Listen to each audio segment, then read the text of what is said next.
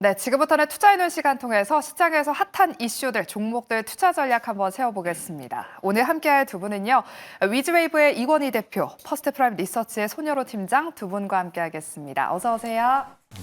안녕하세요.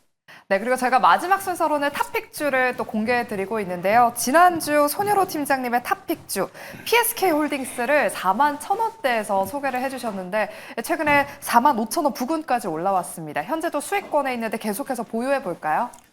네, 보유하신 분은 홀딩 의견 드리고 청산을 하신 분들은 눌림목을 좀 기다려보시면 좋을 것 같습니다. 근데 지금 이 PSK 홀딩스를 보유하신 분들의 수익권 플러스 3%를 위협을 했을 때는 이제 3% 아래로 내렸을 때죠. 플러스 3% 아래로 냈을 때는 정리해 보시는 게 좋을 것 같습니다. 일단 저번 주 같은 경우도 GTC 206에 대한 긍정적 모멘텀이 나오기 전에 조금 선별적으로 좀 말씀드렸다라고 판단을 하고 있고요. 그때 대표님과 이제 저번 주 월요일 날 3월 17일에 말씀드렸고 일단 고점은 3월 20일에 확인된 상황입니다. 네네. 지금 이제 3일 정도 음봉 나오고 있는데 수급 동향은 외국인이 일부 줄이고 있지만 기관수 매수는 이어지고 있어요. 그래서 제가 앞서 말씀드린 그 기술적 대응만 기억하시고 향후 성장성 모멘텀 충분히 있는 기업이다. 그렇게 평가해 보도록 하겠습니다. 네, PSK 홀딩스는 혹시나 수익을 아직 실현하지 않으신 분들이라면 조금 더 홀딩해봐도 괜찮다라고 말씀 전해주셨습니다. 오늘도 우리 두 분의 탑픽주 한번 기대해 보도록 하겠고요. 마지막 순서로 저희가 공개를 해드리도록 하겠습니다. 그럼 본격적으로 저희가 하나하나 섹터별로 이야기 나눠보도록 할게요. 먼저 반도체 이야기부터 나눠보겠습니다. 지난주 미국 증시의 마이크론이 좋은 실적과 가이던스를 제시했음에도 불구하고 8% 급락하면서 장을 마감했습니다. 이 소식에 오늘 우리 국내 반도체 종목들도 영향을 좀 받지 않을까 싶었는데 그래도 나름 잘 버텨주고 있는데요. 이건희 대표님. 네. 지난주 반도체 종목들 정말 잘 달렸잖아요. 네. 지금 뭐 삼성전자, SK하이닉스 다 한 1% 정도의 하락세밖에 보이지 않는 것 같습니다. 그러면 좀 잘 버티고 있는 것 같은데 그 이유가 궁금하고요. 우리 이번 주 반도체 섹터는 어떤 흐름을 좀 가져가게 될까요? 최근 이제 모건 스탠리에서 리포트가 나온 게 이제 D램 쪽에서 회복이 좋아질 거다라는 기대감이 당기면서 삼성전자 및 하이닉스에 대한 목표가가 올라와 상향이 됐었고요.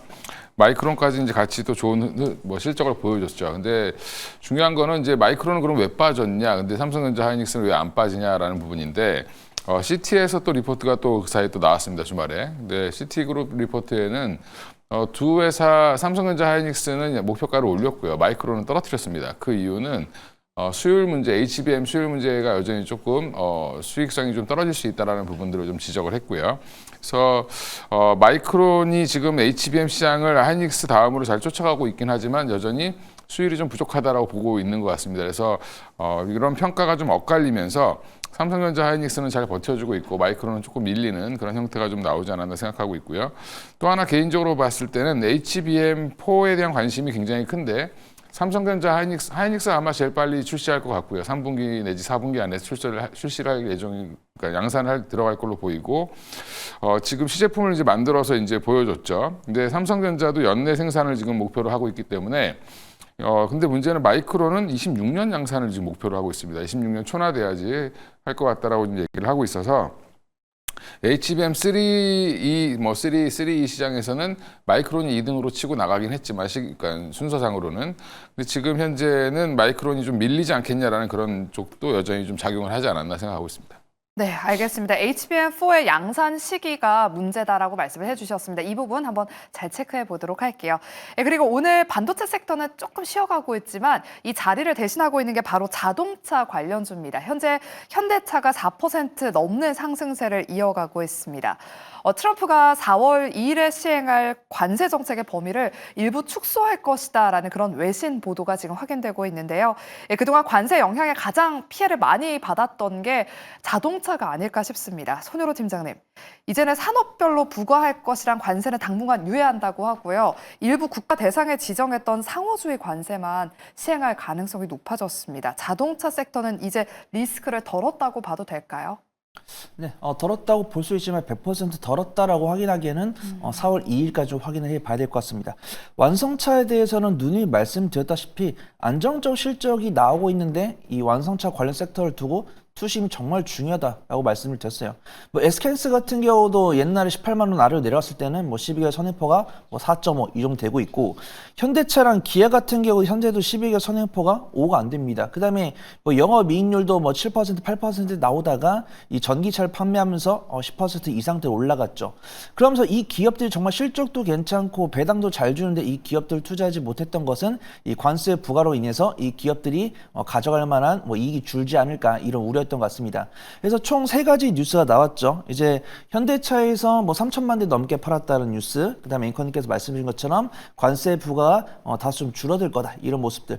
그다음에 그 안덕근 장관께서 이런 관세 이야기를 하겠다고 방미를 하셨는데, 그분이 이야기한 결과로서는 관세 관련해서는 긍정적인 이야기를 하기가 쉽지 않을 것 같다 이런 이야기 나왔어요. 그래서 유연 관세라는 이야기 듣고 어떤 일관적으로 좀 유예시키면서 뭐 이제 뭐 완성차라든가 전기차에 대한 관세가 좀 유예될 수 있다 이런 뉴스가 나오면서, 저는 사실 현대차가 3천만 대를 넘게 팔았다는 뉴스 말고는 두 개는 부정적으로 봐야 되는 것이 아닌가라고 생각을 했었는데, 외국인과 기관 입장에서는 매수를 하다 보니까 그런 불확실성을 줄 수 있는 뉴스가 나옴에도 불구하고 현대차랑 기아차 그리고 그를 비롯한 완성차 부품 관련 종목들이 워낙 저점이다 보니까 외국인과 기관들은 저가 매수하는 것이 아닌가 그렇게 판단됩니다. 지금 같은 경우는 전 완성차나 완성차 부품 같은 경우는 워낙 저점이고 외국인과 기관도 사고 있기 때문에 긍정적으로 보고 있지만 4월 1일과 4월 2일 이때 나온 뉴스에 따라서 대응 전략을 바꿔나갈 수 있을 것 같다. 그렇게 평가하도록 하겠습니다. 네, 4월 초에 정확한 뉴스가 나올 때까지는 조금 더 관망하는 자세가 필요하다라고 자동차 섹터에 대한 투자 전략 짚어주셨습니다.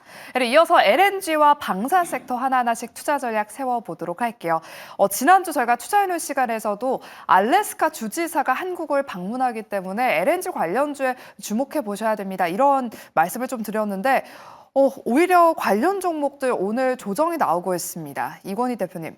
세론 현상으로 좀 봐야 될지 혹은 지금의 조정이 좀 매수 기회인 건지 이 부분이 조금 헷갈리거든요. 어떻게 보실까요? 일단 뭐 단기 급등에 따른 새로운 성격으로 보시면 되고, 오늘 이제 방한을 했죠. 그래서 오늘 내일 이제 1박 2일 동안 이제 이것저것 발표가 나올 텐데, 아마 이제 주지사 방한하고 나서 아마 갈 때쯤 되면 뭐가 발표가 나올 겁니다. 근데 중요한 거는 이제 단기적으로 봤을 때는 지금 조정이 나오지만 밑꼬리를 지금 달고 올라오고 있죠. 여전히 또 일부 종목 넥스틸 같은 경우는 플러스로 전환을 했는데 장 초반에 대비해서 굉장히 지금 좋은 흐름을 보여주고 있고요.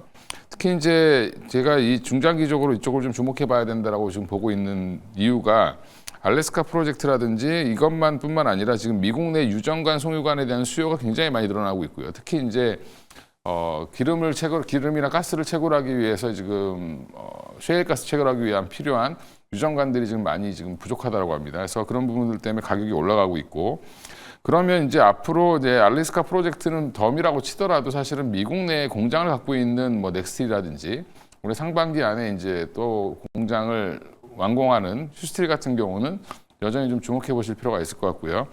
최근에 이제 뭐 동양철관이 너무 심하게 움직이면서 뭐 주식 거래가 정지되기도 하고 이렇게 됐지만, 동양철관보다는 그 두 회사에 좀 집중해 보시는 게 좋을 것 같고, 알래스카 프로젝트라든지 이런 그 LNG 관련된 종목들이 저는 여전히 괜찮다라고 보는 쪽은 뭐냐면, 결국엔 이제 트럼프가 우리나라와의 무역협상, 뭐 일본과의 무역협상에서 결국에는 어떤 걸 요구할 것이냐, 너희들이 자동차 팔아서 번 돈, 반도체 팔아서 번 돈을 그럼 뭘로 메꿔줄 수 있냐라고 봤을 때 우리가 미국에서 사줄 수 있는 게 가스밖에 없습니다. 우리나라가 미국 자동차를 사와야 사람들이 안 사고, 일부 사람들만 좀 사시는 것 같은데 픽업 트럭 몰고 다니시는 분들이 있긴 한데, 그건 이제 약간 얼리 어댑터나 이제 매니아층이 사는 거고, 전체적으로 지금 미국 자동차는 미국 내외에는 사실은 잘 안 팔리죠. 그런 부분들을 봤을 때 미국의 공산품이 생각보다 없습니다. 파는 게. 그럼 농산물 아니면 원자재인데, 우리가 이제 뭐 콩을 대규모로 수입할 수 있는 것도 아니기 때문에 사실은 이제 지금은 LNG로 주로 이제 협상이 될 가능성이 높다라고 보고, 그런 부분들은 그러면 이제 알래스카 프로젝트가 뭐 성공하냐, 성공하지 않느냐, 뭐 돈이 더 비싸게 사오는 거다 이런 말은 많지만, 일단은 삽을 뜬다라고 하면 기대감으로 주가는 올라가겠죠. 그래서 이제 주로 송유관이라든지 유정관 같은 것들 만드는 관광업체들을 좀 주목해 보시면 좀 좋지 않을까 생각하고 있습니다. 네, 오늘과 내일 지금 알래스카 주지사가 한국을 방문해서 안덕근 산업부 장관과 또 이야기를 나눈다고 하는데요. 최근에 타이완은 투자를 선언했고요. 또 우리나라도 이 사업에 참여할 가능성이 현재 높은 상황입니다. 지금은 LNG 관련 종목들이 단기 급등에 따른 세론 현상이 나타나고 있지만 우리가 지금 미국에서 사와줄 수 있는 건 이런 가스밖에 없다라는 말씀을 해주시면서 재상승을 한번 기대해보자라고 말씀해 주셨습니다. 네, 그리고 어제 유상증자로 급락했던 한화 에어로스페이스 이야기 나눠보도록 할게요. 지금 자사주를 경영진들이 매입하면서 현재도 7%대 상승세를 보이고 있습니다. 손유로 팀장님, 최근에 보니까 외국인 투자자들이 특히나 한화 에어로스페이스를 이번 달에 좀 많이 담았더라고요. 지난주 유상증자 악재로 개파락했던 구간까지 빠르게 회복할 수 있을지 이 부분 궁금하고요. 네, 그리고 중장기적으로 넓게 봤을 때 또다시 신고가를 한번 경신할 수 있을지 이 부분도 짚어주실게요. 네, 중장기적으로 본다고 한다면 우상향 기준 계속 보이지 않을까 그렇게 판단됩니다.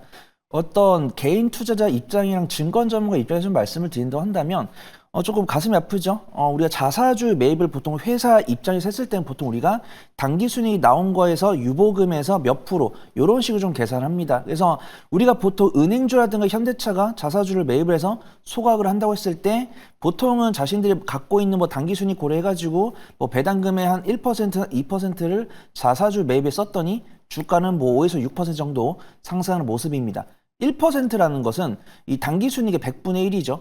근데 지금 하나 에어로스페이스 같은 경우는 3.6조 원가량의 유상증자를 진행을 한다고 했는데 임원분들께서 자사주를 매입을 하는 것은 이제 회장님이 30억 정도, 그 다음에 뭐 다른 임원들도 이제 몇 억씩 매수를 하고 계시는데 그런 금액을 합쳐도 한 40에서 50억 정도 된다고 했을 때 유상증자는 3.6조인데 임원들이 정말 책임 경영을 통해서 우리가 자사주를 매입을 한다라고 했을 때는 저는 100분의 1 수준인 한 300억 정도는 해줘야 되지 않을까 그렇게 개인적으로 봤습니다. 근데 그분들이 회사 돈으로 하는 게 아니고 자신들이 월급을 받거나 그런 돈으로 이제 자사주를 매입을 해준 거기 때문에 그 정도까지는 무리가 아닐까 그렇게 판단되고 있는데 일단 주가는 일봉이기 때문에 긍정적으로 작용하고 있다라고 판단합니다. 그 다음에 이 유상증자를 통해서는 한화 에어로스페이스 입장에서는 뭐 현지화를 통해서 우리의 물건을 필요로 하는 국가들한테 원활하게 수출해 주겠다 이런 부분이기 때문에 부정적으로 볼 필요는 없다라고 판단하고 있고요. 그 다음에 유상증자 공시 내용을 보더라도 유상증자 비율이 한 15.1%고 유상증자 청약 금액도 전전거래 종가 대비해 한 마이너스 15% 정도 희석되는 구간이기 때문에 테크니컬하게 기술적으로 접근할 때는 이 가격대가 맞다라고 판단합니다. 근데 제가 좀 안타깝게 보고 있는 건 기관 순매도 나오고 있고 외국인의 순매수가 일부 나오고 있다는 거예요. 그래서 만약에 하나 에어로스페이스를 신규 매수를 하거나 유상증자를 참여하실 분들은 권해드립니다. 근데 유상증자를 참여하신 분들은 당연히 하나 에어로스페이스 보유 기간이 좀 길어질 거다라고 보고 있고 신규 매수를 하실 분들은 하나 에어로스페이스를 일단은 3일에서 5일 정도 매매 관점을 지켜보신 다음에 하나 에어로스페이스를 중장기적으로 보실 분이라고 했을 때는 외국인과 기관의 매도세가 다 나온 다음에 하나 에어로스페이스가 이 자금을 회수를 해가지고 그들이 말하고 있는 성장성이 있는 산업에 이제 진행한다고 했을 때 약간 좀 그런 수급적인 불확실성이 제거됐을 때 그때 공략을 해보는 게 좋을 것 같다. 그렇게 말씀을 드리도록 하겠습니다. 네, 중장기적으로 바라봤을 때는 그래도 한화 에어로스페이스 꾸준한 우상향 기조를 한번 기대해 보겠습니다. 최근에 방산주 고점에 대한 부담감과 함께 또 한화 에어로스페이스의 이런 유상증자 발표로 투심이 다소 한번 꺾였는데요. 그래도 투자자들의 러브콜은 이어지고 있습니다. 오늘도 휴니드가 장중에 상한가에 안착을 했다가 현재는 한 27%대 급등세를 보이면서 또 보잉이 제2의 2대 주주다라는 사실이 부각받으면서 또 상승을 하고 있습니다. 증권가에서는 여전히 지금 방산 섹터가 상방이 열려있는 밸류에이션이다라는 긍정적인 평가를 내놓고 있는데요. 이건희 대표님. 예. 아직 방산주 시세 끝나지 않은 건지 주도주 자리 계속해서 지킬까요?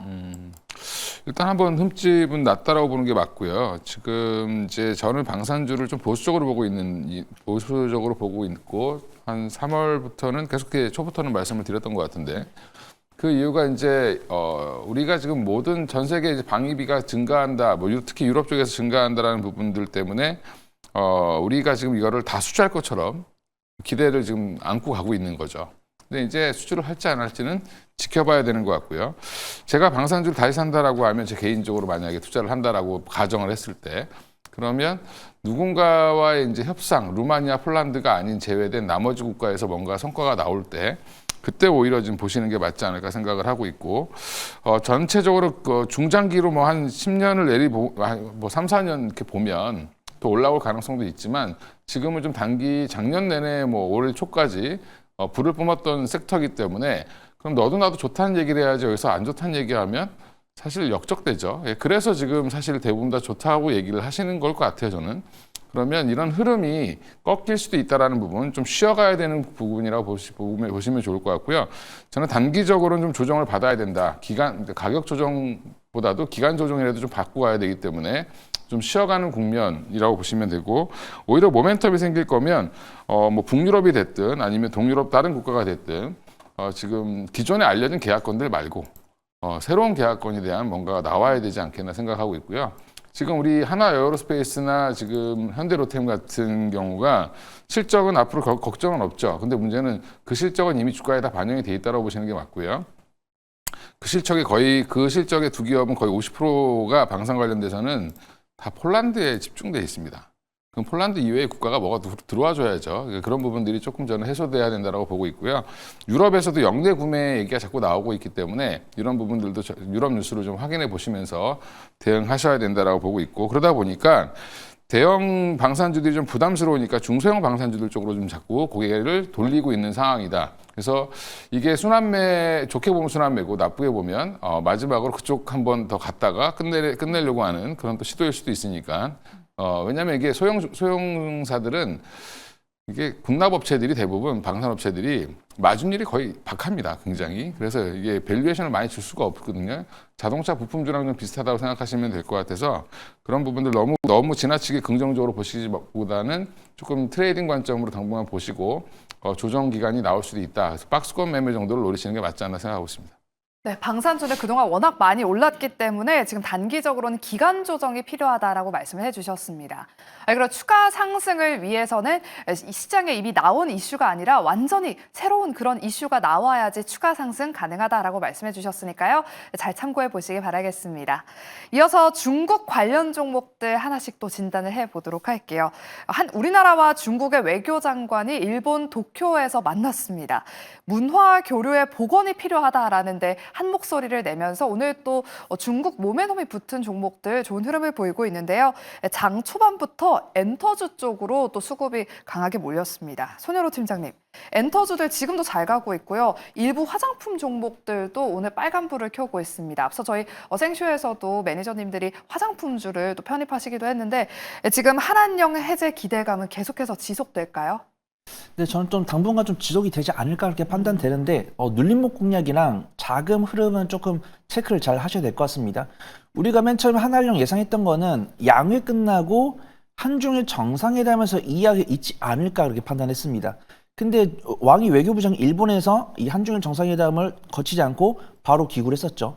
그때 이제 한한령 관련 종목들이 약세를 보이다가 오늘 이제 한중 문화교류 보건 실질 협력을 계기로 한한령 해제 기대감이 나온다면서 외교장관 회담에서 이제 조태일 외교장관과 왕이 외교부장이 약 50분 정도 이야기를 했다. 이런 뉴스가 나오면서 강세를 보이는 모습입니다. 그래서 우리가 보통 엔터주로 이제 한한령 해제 관련 종목을 했을 때 엔터, 뭐 화장품, 미용, 의료기기, 게임, 뭐 의류, 패션 이런 쪽을 들 수 있는데 모든 섹터가 동시에 움직이는 건 아닌 것 같아요. 근데 이제 엔터가 잘 가기도 하고 뭐 화장품이 잘 가기도 하고 여행이나 항공 쪽이 잘 가기도 합니다. 근데 섹터별로 실적 반영 여부는 조금 다른 것 같습니다. 저도 이제 엔터를 굉장히 이제 한한령 관련 종목들을 긍정적으로 보고 있지만 실적 견조성은 엔터가 높다라고 보고 있고요. 실적 탄력성, 변동성은 화장품, 그다음에 견조성은 그다음에 뭐 미용, 의료기, 그다음에 정말 퍼포먼스는 뭐 여행이나 이쪽이 좀 낫지 않을까 그렇게 판단됩니다. 근데 제가 말씀드린 실적 변동성이 주가 변동성과 연관성이 있는 것 같아요. 그래서 지금 방송 시청하시는 분들 중에서도 나는 좀 변동성을 선호하지 않는데 라고 하신 분들은 뭐 엔터 쪽 보시면 좋을 것 같고 나는 조금 변동성을 원한다라고 하시면은 화장품이나 여행, 면세 이쪽이 좀 나아 보인다. 그렇게 평가하도록 하겠습니다. 네, 이렇게 중국 한한령 해제 관련해서 저희가 또 투자 전략 세워봤습니다. 마지막으로는 제약 바이오 섹터 한번 여쭤보도록 할게요. 최근에 그 첨생법이 시행한 이후에 한동안 좀 이슈가 부재했습니다. 그래도 오늘 줄기세포 관련 종목들 그래도 시장에 수급이 또 유입되고 있는데요. 그중에서 네이처셀이 개발 중인 세포 유전자 치료제 조인트스템이 미국 FDA로부터 혁신 치료제로 지정받았다는 소식이 전해지면서 개장하자마자 또 바로 상한가로 직행을 했습니다. 이건희 대표님, 네. 뭐 네이처셀의 이런 소식이 이 줄기세포 관련 종목들로 수급이 좀 확산될 수 있을까요?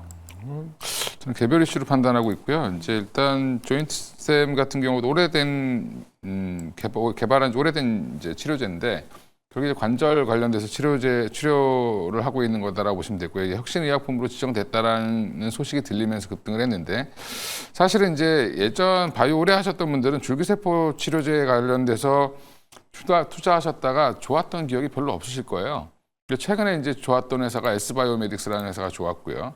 지금 그쪽은 이제 파킨슨병 관련돼서 하고 있는 건데 줄기세포를 활용해서 도대체 뭘 하느냐가 되게 중요하죠. 사실 근데 희귀의약품 치료 지정을 받았다라는 부분은 물론 이제 앞으로 좀 더 지켜봐야 되겠지만 기존에 이제 네이처셀 같은 경우가 좀 경영상에 좀 문제도 많았었고 좀 시끄러웠던 회사입니다. 그러니까 이런 회사들은 또 한번 또 그 여러 가지 리스크들을 좀 안고 있으니까 저는 좀 더 지켜보실 필요는 있을 것 같다. 오늘 뭐 이렇게 강하게 올라온 걸 보면 사실은 시장에서는 이제 좋게 평가를 하고 있는 거고요. 대신에 이제 주가를 보면 지금 최근에 작년 11월까지 급등했던 부분들이 조정을 잘 받고 다시 이제 고점을 향한 이제 도전을 좀 하고 있는 거다라고 생각하시면 될 것 같고요. 이 부분이 진짜로 혁신 치료제가 돼서 뭔가 이제 성과를 낸다라고 하면 이 회사도 이제 좀 이미지 개선을 할 수 있을 거라고 보고 있는데 여전히 이제 뭐 차바이오텍도 그렇고 지금 일부 기업들 전통적으로 이제 줄기세포 관련 치료제를 만드는 회사들이 생각보다 좀 약한데 이런 부분들은 조금 더 지켜보셔야 되겠다라고 말씀드리겠습니다. 네, 일단은 개별 이슈로 바라보자라고 말씀해 주셨습니다. 그리고 오늘 HLB 그룹주들이 일제히 급반등에 나서고 있습니다. 현재 HLB 제약이 19%대, HLB 14%, HLB 테라퓨틱스 한 12%대로 지금 HLB 그룹주들이 일제히 다 반등세에 나서고 있는데요. 손혜로 팀장님, 보유자분들 혹은 또 이 트레이딩을 좀 해보시려는 분들께 전략을 한번 세워주실게요. 네, HLB에 대한 투자분들의 관심은 많지만 HLB를 투자하신 분들도 어떤 거액을 이제는 투자 안 하신 것 같습니다. 그래서 HLB가 만약에 이런 임상 통과에 대한 기대감을 강하게 상승했다 이런 식으로 하락을 겪었다고 한다면 정말 뼈아픈 눈물 흘리는 분이 많이 계실 텐데 지금 HLB를 최근 3개월 동안 보유하신 분들은 한 마이너스 20에서 마이너스 30% 정도의 손실폭이라고 한다면 차분하게 대응하시면서 빠져나올 수 있다고 판단됩니다. 제가 제약바이오를 커버하는 애널리스트도 아니고 HLB에 대한 내부 정보가 있지도 않기 때문에 HLB가 언제 임상을 통과해주고 지금 뉴스에서 나오고 있는 리보세라닙이 판매하면은 2032년까지 몇 조의 매출을 기록할 것이다 이런 이야기에 대해서는 뉴스에서는 그런 이야기가 나오고 있지만 저는 그럴 가능성이 100% 있다라는 말씀을 좀 드리기 어렵고요. 하지만 수급 비용을 봤을 때 외국인과 기관 입장에서는 그래도 어떤 이 박스권 하단부에서는 일부 일정을 앞두고 기대하는 모습에 수급을 넣는 모습입니다. 그래서 저 같은 경우도 알테오제인이나 리가켄바이오나 에이벨 바이오처럼 만들고 있는 파이프라인이 있으면서도 기존에 개발해놨던 파이프라인으로 미들 언덕이 있는 기업들은 좀 투자를 해볼 만하다고 하는데 HLB 같은 경우는 아직 리보세라니 외에는 믿을 만한 언덕이 없다라고 판단하고 있기 때문에 좀 철저한 매매 관점을 보는 게 맞다라고 판단하고 있고요. 그래도 외국인 수면에서 들어오면서 밑골이 달려있으니까 안정적인 비중 관리해 보시면 좋을 것 같다. 그렇게 말씀을 드리도록 하겠습니다. 네, 그럼 마지막 순서로 두 분의 탑픽주를 한번 공개해 보도록 할게요. 먼저 이건희 대표님, 오늘 제약 바이오 섹터에서 또 종목을 가지고 오셨다고 하셨는데 네. 어떤 종목 준비하셨을까요? 유한양행을 갖고 나왔고요. 좀 무겁고 좀 거의 채권처럼 움직이죠. 12만 원 갔다 13만 원 갔다 왔다 갔다 하고 있는데 최근 이제 폐암학회가 열리기 전에 초록을 발표를 했죠. 그래서 렉나자와 리브리반트의 병역요법에 대해서 이제 임상 결과들, 전 환자들에 대한 임상 결과를 발표를 했는데 일부 이제 발표가 안 된 부분이 있었습니다. 이제 그거는 뭐냐면 임상 기간이 아주 길어야지 발표할 수 있는 부분들이 있기 때문에 그런 부분들에 대한 발표가 없었다라는 부분 가지고 또 트집 잡는 분들이 계신데 잘 몰라서 하시는 거죠. 그런 얘기는. 그러니까 임상이 어떻게 진행되는지 정확히 알면 사실 그런 얘기를 할 수가 없다라고 보시면 될 것 같고요. 지금 나온 결과만 가지고도 경쟁력인 이제 아스트라제네카의 타그리소 대비해서 약 한 25% 생존율을 더 높여주는 그런 결과가 나왔는데도 불구하고 주가가 오히려 빠졌습니다. 그날 이후에. 그러면 지금은 사실은 이제 오히려 기회다라고 보시는 게 맞을 것 같고요. 타그리소가 있으면 타그리소랑 렉나자랑 리브리반트 병역요법을 의사들이 이것도 한번 써보고 저것도 한번 써보고 이렇게 생각하실 것 같은데 1년 더 산다 그러면 무조건 그냥 좋은 쪽으로 갑니다. 그래서 올와 나싱으로 가기 때문에 사실은 타그리소의 시장을 오히 렉나자와 리브리반트가 얀센 쪽에서 다 가져갈 수 있다라고 보시고 대응하시면 될 것 같고요. 그래서 앞으로 목표 주가는 1차로 한 16만 원 보고 있고 손절가는 11만 원으로 말씀드리겠습니다. 네, 렉라자 이야기 많이 들어보셨을 겁니다. 비소세포 폐암 신약인데요. 렉라자 모멘텀을 가지고 있는 유한양행 오늘 탑픽주로 꼽아주셨고요. 이어서 우리 손효로 팀장님의 탑픽주도 한번 알아볼게요. PSK홀딩스의 후속주 어떤 종목 준비해 오셨나요? 네, 저는 서현 이화 보려고 합니다. 저는 작은 현대차다 이렇게 평가를 하고 있고요. 서현 이화에서 판매하고 있는 매출 비중이 거의 80% 90% 이상이 현대차랑 기아에 판매가 되고 있습니다. 한 가지 아킬레스건은 대표님께서 말씀해 주신 것처럼 이익률이 많이 안 나옵니다. 부품주다 보니까 영업이익률이 2% 3% 정도밖에 안 되고요. 하지만 업종퍼가 8인데 현재 퍼가 2고 그다음에 PBR도 1이 안 되기 때문에 저평가 매도 있는 건 맞습니다. 그다음에 관세 관련 디테일한 이야기가 4월 1일과 4월 2일 정도 나올 거기 때문에 주말간 이제 미국에서 뉴스 나오겠죠. 그다음에 오늘 현대차랑 기아가 좋은 모습 보여줬으니까 리포트가 아마 이번 주 목금쯤에 좀 새로운 내용이 나오지 않을까 그렇게 판단됩니다. 그러면 외국인과 기관 입장에서는 리포트가 나올 때까지 저가 매수한 다음에 리포트가 나왔을 때는 슈팅 만들면서 매도할 수 있으니까 오늘 남들보다 먼저 접근한 다음에 이번 주 수목에 청산하는 관점으로 지켜보시면 좋을 것 같습니다. 네, 오늘 손효로 팀장님의 탑픽주 서현 2화까지 알아봤습니다. 저희가 준비한 순서는 여기까지고요. 내일 이 시간에 돌아올게요. 함께해 주신 여러분 고맙습니다.